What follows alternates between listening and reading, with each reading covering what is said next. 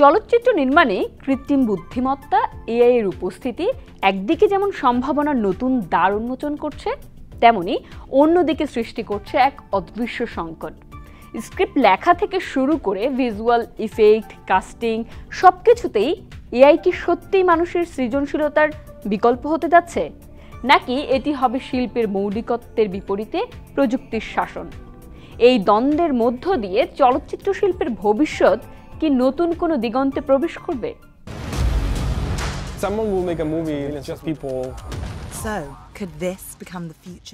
বিশ্ব চলচ্চিত্র শিল্পে কৃত্রিম বুদ্ধিমত্তা এআই এখন শুধুই প্রযুক্তি নয়, বরং হয়ে উঠেছে সৃজনশীলতার গুরুত্বপূর্ণ অংশ। স্ক্রিপ্ট লেখা থেকে শুরু করে ভিজুয়াল ইফেক্টস, কাস্টিং, এমনকি বিপণন সবখানেই এআই এর ব্যবহার বাড়ছে।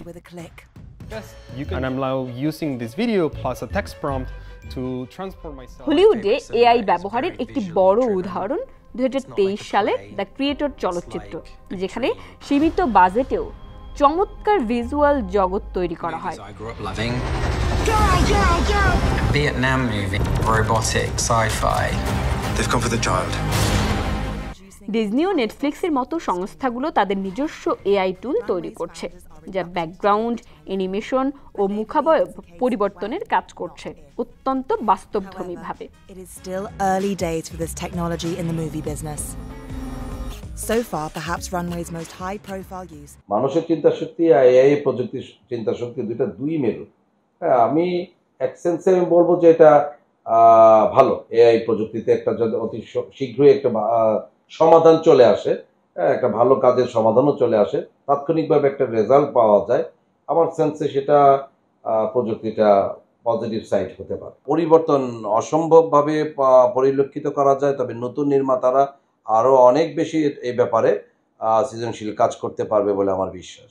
চিত্রনাট্য লেখায় জিপিটি বা ক্লজ এর মতো ভাষাভিত্তিক এআই মডেল লেখকদের সহায়তা করছে আইডিয়া, সংলাপ ও পিচ তৈরিতে। We'll start with create a short adventure story based on a female protagonist inspired by Lara Croft and Indiana Jones. আমাদের দৃষ্টিতে বহির্বিশ্বের কথা চিন্তা করলে অবশ্যই এআই ভিত্তিক ছবি নির্মাণের ক্ষেত্রটা অনেক প্রভাবিত করছে এবং বাড়তেছে, এটাই আমি বলবো।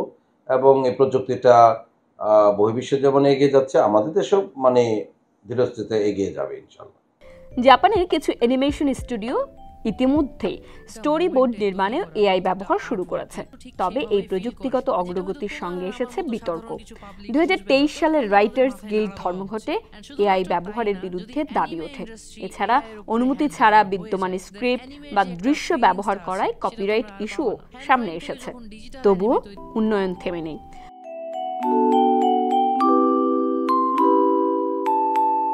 ভারতে কিছু স্বল্প বাজেটের নির্মাতা এবং নাইজেরিয়ার নলিউড ইতোমধ্যে এআই নির্ভর সিনেমা নির্মাণ শুরু করেছে। পাশাপাশি এআই ভয়েস ডাবিং এর মাধ্যমে বিভিন্ন ভাষায় সিনেমা পরিবেশনের সুযোগ বেড়েছে, যেখানে বজায় থাকছে মৌলিক আবেগ ও কণ্ঠ। বিশেষজ্ঞরা মনে করছেন 2030 সালের মধ্যে অন্তত 25% আন্তর্জাতিক চলচ্চিত্রে এআই থাকবে সরাসরি প্রোডাকশন অংশীদার হিসেবে। Generative AI has yet to master the photorealistic video these kinds of films demand. I like that kind of intellectual challenge. James Cameron has a vision for using AI in movie making without replacing people. The filmmaker told the Buzz to the Future podcast Hollywood has to cut the costs of making effects-heavy films in half. But that's not about laying off half the staff at the effects company. That's about doubling their speed to completion on a given shot. তবে তারা সতর্ক করছেন, AI যেন সহকারী থাকে, বিকল্প নয়। শিল্পের আসল শক্তি থাকে মানুষের কল্পনা, অভিজ্ঞতা ও আবেগে, যা এখনো কৃত্রিম বুদ্ধিমত্তার আয়ত্তে আসেনি, বলছেন বিশেষজ্ঞরা। পরিশেষে বলা যায়, চলচ্চিত্র নির্মাণে এআই একটি নতুন দিগন্তের সূচনা করেছে, যেখানে প্রযুক্তি ও সৃজনশীলতা একে অপরের পরিপূরক হয়ে উঠছে।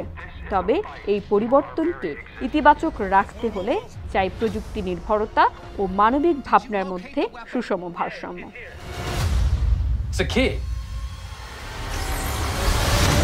I think Gareth's really clever in how he built this world. Everything feels very real. The way we wanted to approach AI in this film was as naturalistic as possible. Whether it be the simulants or our robots, we found a really lovely balance, being able to show the tech, but also show that they think for themselves.